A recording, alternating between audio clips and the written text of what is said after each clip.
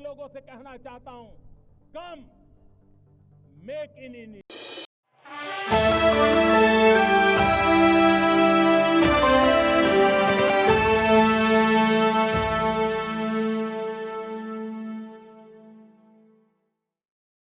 Information, communications technology, and the blue economy. This includes support to operationalize some systems of the CARICOM Secretariat itself, including the provision of information technology, for which I express our sincere appreciation. As our countries continue to navigate the complexities of sustainable development, South-South partnerships such as ours are imperative to foster innovative solutions. The community therefore commends and thanks India for its strong advocacy on issues that are important to our region. And India's presidency of the G20 in 2023 was testament to this commitment, with reform of the global financial architecture as a priority. Such advocacy in the international arena is critical, particularly where we, as small states, do not have a loud enough voice.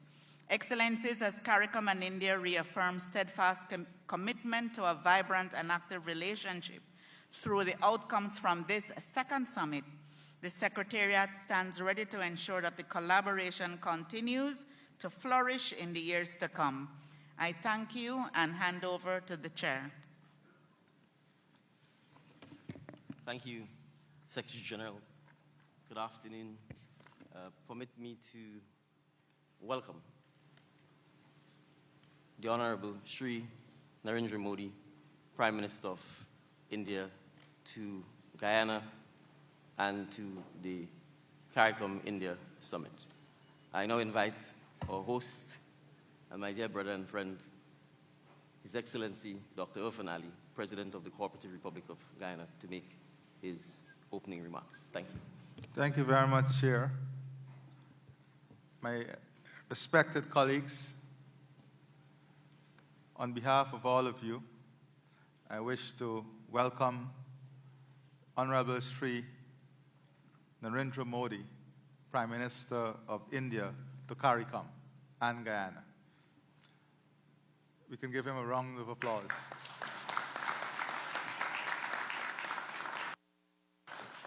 Before I move any forward, I want to say, Prime Minister, on behalf of our community and the people of our region, having collectively this occasion to meet you face to face for the first time since COVID, to thank you and the people of India for your selfless attributes when you delivered to this region our first set of vaccines during the COVID pandemic. So on behalf of the Cooperative Republic of Guyana, I extend a heartfelt welcome to you, Shri Narendra Modi, Prime Minister of India, and my own colleagues of the region, for your collective visit to our beautiful country and to the second CARICOM India Summit. This occasion epitomizes the deep historical, cultural, and diplomatic bonds that unite India and the wider Caribbean. The ties between India and the Caribbean are deeply rooted in shared history and enduring cultural connections. Guyana, like some other Caribbean nations, owes much of its rich cultural tapestry to the arrival of indentured immigrants from India, who over a century ago crossed vast oceans to work on sugar plantations under colonial rule. Their journey marked by hardship and resilience, transformed into a story of perseverance and legacy. These immigrants brought with them their customs, languages, religious beliefs, and traditions, which have since become a part of our regional identity. Mr. Prime Minister, the historical ties between our nations are complemented by a shared history of colonization, which left indelible marks on both India and the Caribbean. Despite these challenges, our peoples emerged with a spirit of resilience and a determination to forge new paths towards independence, development, and prosperity. Under your visionary leadership, India has an influential voice in the international community. your launching of the Voice of the Global South, your recent chairmanship of the Group of 20, India's pivotal role in BRICS, and your steadfast advocacy for the developing world underscores your commitment to advancing the aspirations of the Global South. These initiatives have elevated India's stature and placed the concerns of developing nations, including the small island developing and low-lying coastal states of the Caribbean, firmly on the global agenda. On this note, Prime Minister and Prime Ministers of the region and Prime Minister Sri Narendra Modi, I welcome all of you, and we look forward for a fulfilling summit, one in which decisions will advance into action. Thank you.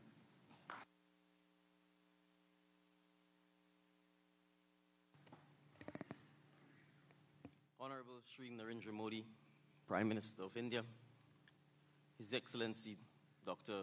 Mohammed Irfan Ali, President of the Cooperative Republic of Guyana, the esteemed heads of government of CARICOM, Dr. Carla Barnett, Secretary General of the Caribbean Community, distinguished honorable ministers, excellencies, and esteemed delegates, and in particular those accompanying Honorable Sri Narendra Modi, good afternoon.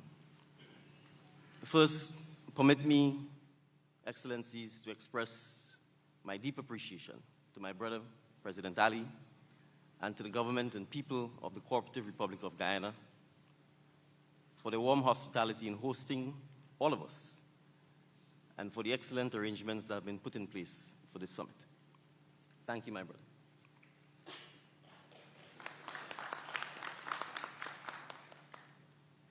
As chairman of the Caribbean Community, CARICOM, it is indeed with immense honor and privilege that I welcome you all to the second CARICOM India Summit, the first of which was held in September of 2019.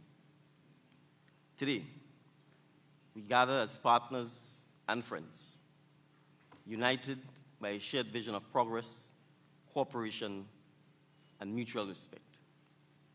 And I will say it, a love for cricket.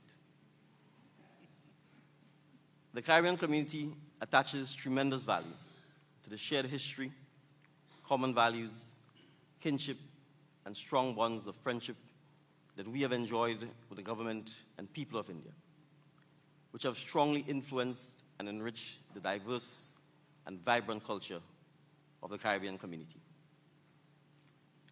This historic summit is taking place against the backdrop of rapid developments regionally, hemispherically, and globally.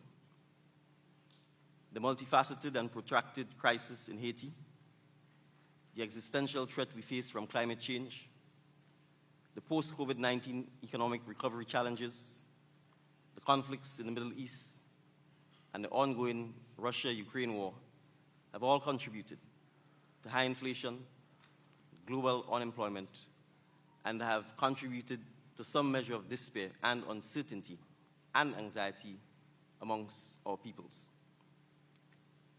These circumstances have sapped resources, hardened hearts, and shifted the attention of the international community from the multifaceted challenges facing developing countries. This somewhat gloomy international landscape has further exacerbated the already uncertain outlook for small and extremely vulnerable island and low-lying states within the Caribbean community. However, against this somber backdrop, we remain convinced more than ever that closer linkages between CARICOM and our trusted partner, India, are part of the very necessary medication and intervention needed by the Caribbean community to better equip it and its citizens to overcome our existing developmental challenges. I therefore extend a special acknowledgement to Prime Minister Modi, whose visionary leadership has been instrumental in strengthening the ties between India and CARICOM. Prime Minister Modi's commitment to fostering international partnerships and his dedication to sustainable development have set a remarkable example for us all. His leadership has not only propelled India to new heights, but it has also opened new avenues for collaboration with our region. As both the current chair of CARICOM and as Prime Minister of Grenada, I express on behalf of all of CARICOM's citizens our deep gratitude to Prime Minister Modi and the government and great people of India for India's proactive and influential role in championing the ideals and aspirations of the Global South. We commend India's unwavering commitment to the sustainable development of our region, especially in this intricate and interconnected era of globalization. It is evident to us that the challenges we face can only be effectively addressed through a spirit of deeper integration and cooperation and cooperative action amongst nations. We are particularly appreciative of India's enhanced engagement in recent years, as it demonstrates a genuine eagerness to fortify our bilateral ties and collaboratively confront pressing issues such as the pervasive digital divide. As Prime Minister Modi once said, and I quote,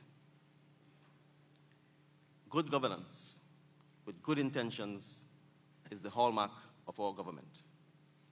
Implementation with integrity is our core passion," unquote. These words resonate deeply with our shared commitment to building a future grounded in trust, transparency, and mutual benefit. Since our inaugural summit, the bonds between CARICOM and India have grown stronger, reflecting our mutual commitment to a partnership built on trust, shared values, and common goals. Our collaboration spans various sectors, including trade, technology, healthcare, education, and climate resilience, each contributing to the sustainable development and prosperity of our regions. This summit presents an important and timely opportunity for us as leaders to engage in frank and meaningful discussions that will redound to our mutual benefit. So as we do so, we are pleased to note that India continues to maintain its position as the fastest growing major economy among emerging markets and developing countries.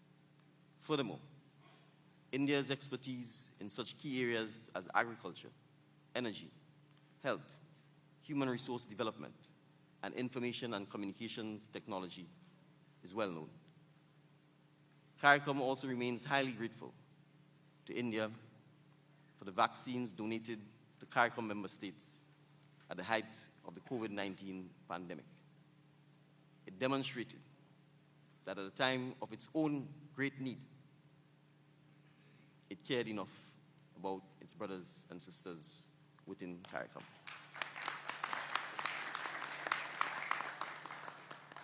So looking forward, we envision a future where CARICOM-India relations continue to flourish and expand.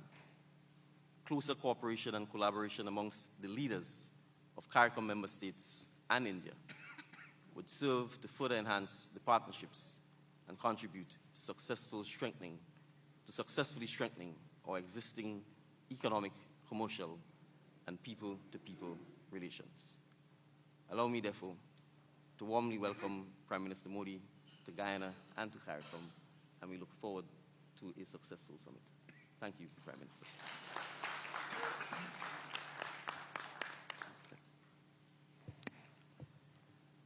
Prime Minister, I now invite you to make your remarks. Thank you.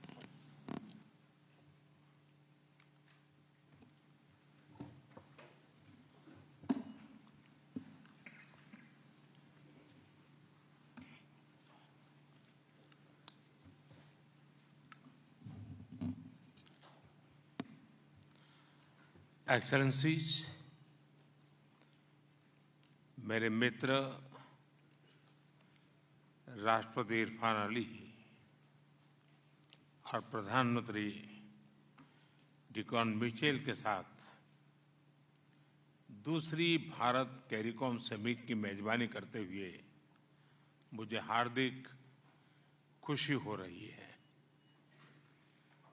मैं CARICOM परिवार के सभी सदस्यों का हार्दिक स्वागत करता हूं। राष्ट्रपति इरफान अली को इस समिट के शानदार आयोजन के लिए विशेष रूप से धन्यवाद देता हूं।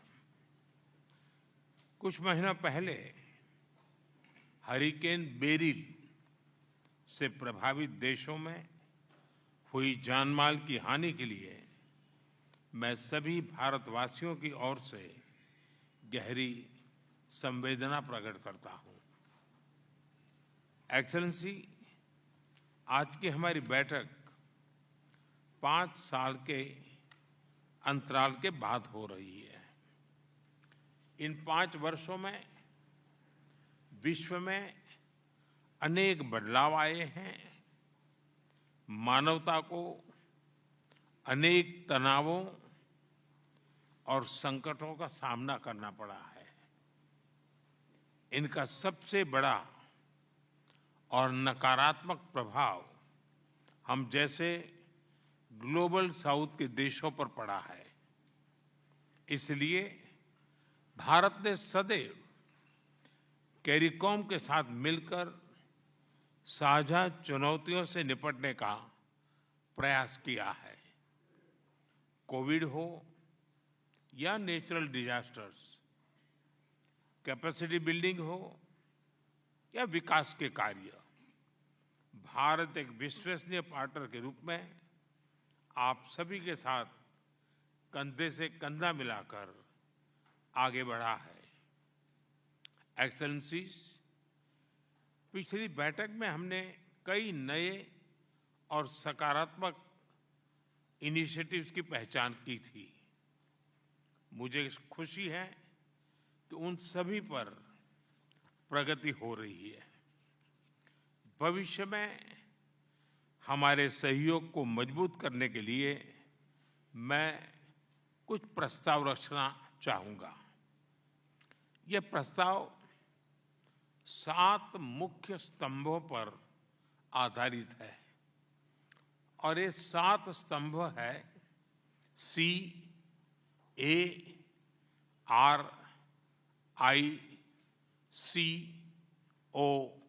CARICOM, यानी कैरिकॉम। पहला C यानी capacity building. Bharat scholarship, training और तकनीकी सहायता के माध्यम से कैरिकॉम देशों की कैपेसिटी बिल्डिंग में अपना योगदान देता रहा है।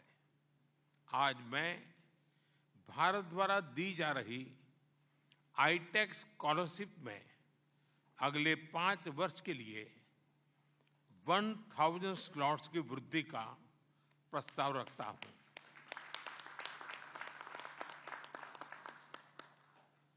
युवाओं की टेक्निकल ट्रेनिंग और स्किल डेवलपमेंट को बढ़ावा देने के लिए हमने बेलीज में टेक्निकल डेवलपमेंट सेंटर बनाया है।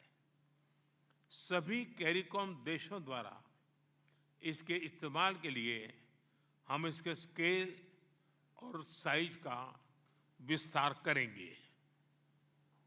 हम कैरिकॉम क्षेत्र के लिए फॉरेंसिक सेंटर बनाने पर भी काम करेंगे। भारत में सिविल सर्वेंट्स की निरंतर कैपेसिटी बिल्डिंग के लिए हमने आईगॉट कर्मयोगी पोर्टल बनाया है। इस पोर्टल पर टेक्नोलॉजी, एडमिनिस्ट्रेशन, कानून, शिक्षा जैसे क्षेत्रों में ऑनलाइन कोर्सेज उपलब्ध है। कैरिकॉम देशों के लिए एक ऐसा ही पोर्टल तैयार किया जा सकता है। लोकतंत्र की जननी के रूप में भारत अपने कैरिकॉम साथियों के साथ पार्लियामेंट्री ट्रेनिंग पर भी काम करने के लिए तैयार है। दूसरा ए यानी एग्रीकल्चर एंड फूड सिक्योरिटी। कृषि क्षेत्र में drones, digital farming, farm mechanisation, soil testing जैसी तकनीकों से भारत में कृषि का स्वरूप बदला है। नैनो फर्टिलाइजर्स के साथ साथ हम नेचुरल फार्मिंग पर भी बल दे रहे हैं। फूड सिक्योरिटी को बढ़ावा देने के लिए हम मिलेट्स को प्रमोट कर रहे हैं। भारत की पहल पर यूएन ने वर्ष 2023 को अंतर्राष्ट्रीय मिलेट वर्ष घोषित किया था। मिलेट्स एक ऐसा सुपर फूड है जो किसी भी क्लाइमेट में ग्रो कर सकता है। कैरिकॉम देशों के लिए भी यह क्लाइमेट चेंज का सामना करने के साथ साथ फूड सिक्योरिटी बढ़ाने का प्रभावी माध्यम बन सकता है। आपके यहाँ सरगासम सी वीड एक बड़ी समस्या है। इसका प्रभाव होटल और टूरिज्म इंडस्ट्री पर भी पड़ रहा है। भारत में हमने इस सी वीड से फर्टिलाइजर बनाने की टेक्नोलॉजी विकसित की है। इस टेक्नोलॉजी से इस समस्या का हल भी हो सकता है, साथ ही क्रॉप यील्ड भी बढ़ सकती है। इन सभी अनुभवों को भारत कैरिकॉम देशों के साथ साझा करने के लिए तैयार है। तीसरा आर यानी renewable energy and climate change. पर्यावरण से जुड़ी चुनौतियां हम सभी के लिए प्राथमिकता का विषय है। इस विषय में वैश्विक समन्वय बढ़ाने के लिए हमने International Solar Alliance, Coalition for Disaster Resilient Infrastructure, Mission Life यानी Lifestyle for Environment, Global Biofuel Alliance जैसी पहलों की शुरुआत की है। मुझे खुशी है कि आप इंटरनेशनल सोलर अलायंस से जुड़े हैं। मैं बाकी इनिशिएटिव से जुड़ने का आग्रह करना चाहूंगा। रिन्यूएबल एनर्जी के क्षेत्र में हम बड़े पैमाने पर निवेश कर रहे हैं। हमारा प्रस्ताव है कि हम कैरिकॉम के सभी देशों में कम से कम एक गवर्नमेंट बिल्डिंग को सोलर पावर बनाने में मदद करेंगे। चौथा आई यानी इनोवेशन, टेक्नोलॉजी एंड ट्रेड। आज भारत की पहचान टेक्नोलॉजी और स्टार्टअप हब के रूप में हो रही है। भारत की विशिष्टता ये है कि भारत में विकसित टेक्नोलॉजी सॉल्यूशंस हमारे विविधता से भरे समाज के और समय की कसौटी से निकल कर आते हैं। इसलिए इनकी सफलता विश्व के किसी भी देश में गारंटेड है। भारत के डिजिटल पब्लिक इंफ्रास्ट्रक्चर यानी इंडिया स्टैक से हम अर्थव्यवस्था के हर क्षेत्र को रिवॉल्यूशनलाइज कर रहे हैं। आज भारत में एक क्लिक से करोड़ों लोगों को डायरेक्ट बेनिफिट ट्रांसफर किए जाते हैं। भारत द्वारा बनाए गए यूपीआई यानी यूनिफाइड पेमेंट्स इंटरफेस से UAE, Singapore, France, Sri Lanka, Nepal, Mauritius जैसे देश जुड़ चुके हैं। मेरा प्रस्ताव है कि कैरिकॉम देशों में भी इसकी एडॉप्शन के लिए हम मिलकर काम कर सकते हैं। सामान्य जन द्वारा अपने सभी दस्तावेजों को सुरक्षित तरीके से स्टोर करने के लिए हमने cloud based digital locker platform बनाया है। हम कैरिकॉम देशों में इसे पायलट प्रोजेक्ट के रूप में लॉन्च कर सकते हैं। भारत में पब्लिक प्रोक्योरमेंट और सुगम और ट्रांसपेरेंट बनाने के लिए हमने गवर्नमेंट ई मार्केट प्लेस यानी जेम पोर्टल बनाया है। इस पोर्टल पर मेडिकल इक्विपमेंट और कंप्यूटर से लेकर फर्नीचर और किड्स टॉय तक हर चीज उपलब्ध है।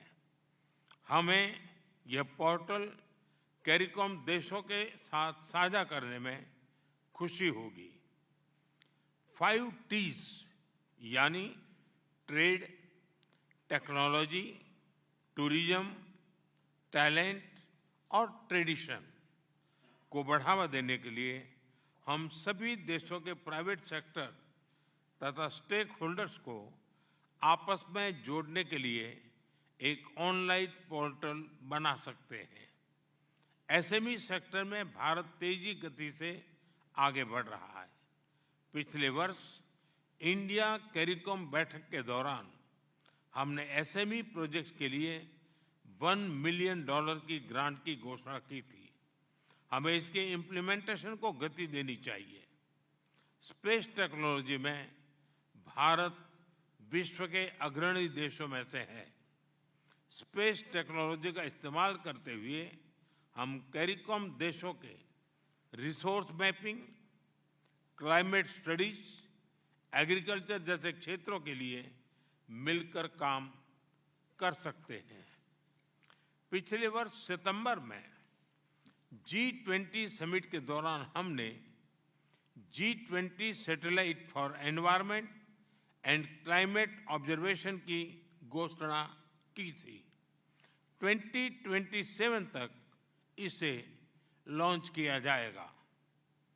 हम इस मिशन से आने वाले डाटा को विश्व के सभी देशों, खासतौर पर ग्लोबल साउथ के देशों के साथ साझा करेंगे।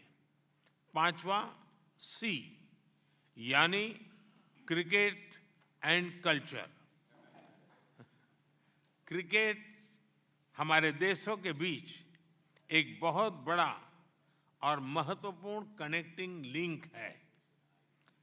बात 1983 के क्रिकेट विश्व कप फाइनल की हो या IPL की, भारत के लोगों में वेस्ट इंडीज के क्रिकेटर्स के लिए विशेष लगाव रहा है। इस वर्ष आपके यहाँ हुए T20 वर्ल्ड कप से भारतीय क्रिकेट फैंस का कैरेबियन की ओर आकर्षण और भी बढ़ा है। और यह मैं सिर्फ इसलिए नहीं कह रहा हूं क्योंकि भारत ने यह विश्व कप जीता था। मेरा प्रस्ताव है कि क्रिकेट संबंधों के साथ साथ महिला सशक्तिकरण को बढ़ावा देने के लिए हम कैरिकॉम के हर देश से 11 युवा महिला क्रिकेटर्स की भारत में ट्रेनिंग कर सकते हैं।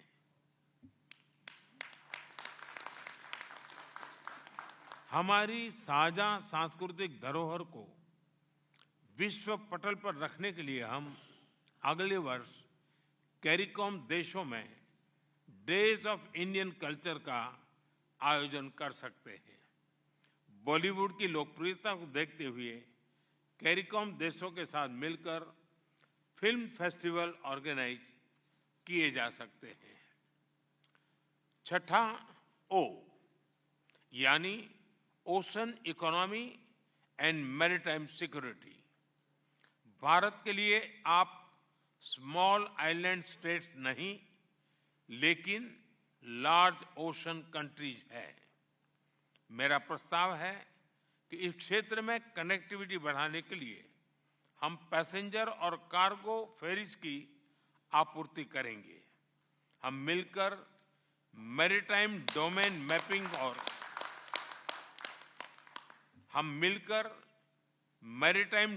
मैपिंग और हाइड्रोग्राफी पर काम कर सकते हैं। पिछले वर्ष कैरिकॉम द्वारा मैरीटाइम सिक्योरिटी स्ट्रेटेजी जारी की गई। इसमें drug trafficking, piracy, illegal fishing, human trafficking के साथ साथ आर्थिक सहयोग के अनटैप्ड पोटेंशियल को भी रेखांकित किया गया है।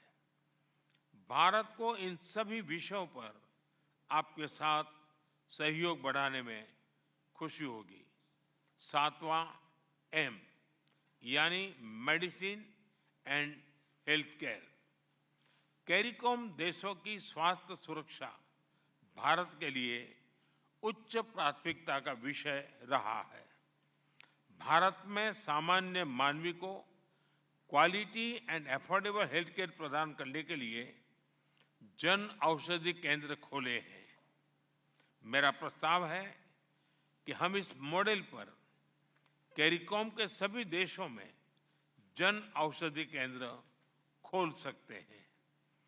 भारत और सभी देशों के बीच फार्माकोपिया को मान्यता देने के लिए समझौता संपन्न किया जाए तो इस प्रयास को गति ला सकते हैं। हम कैरिकॉम देशों में ड्रग टेस्टिंग लैब बनाने पर भी विचार कर सकते हैं। कैरिकॉम देशों में कैंसर और दूसरे नॉन कम्युनिकेबल डिसीज एक बहुत बड़ी चुनौती है। इसे लड़ने के लिए हम भारत में बनी कैंसर थेरेपी मशीन सिद्धार्थ 2 उपलब्ध कराएंगे। रिमोट लोकेशंस पर लोगों के सुगम और ऑन द स्पॉट इलाज के लिए हमने भारत में भीष्म मोबाइल हॉस्पिटल बनाए हैं।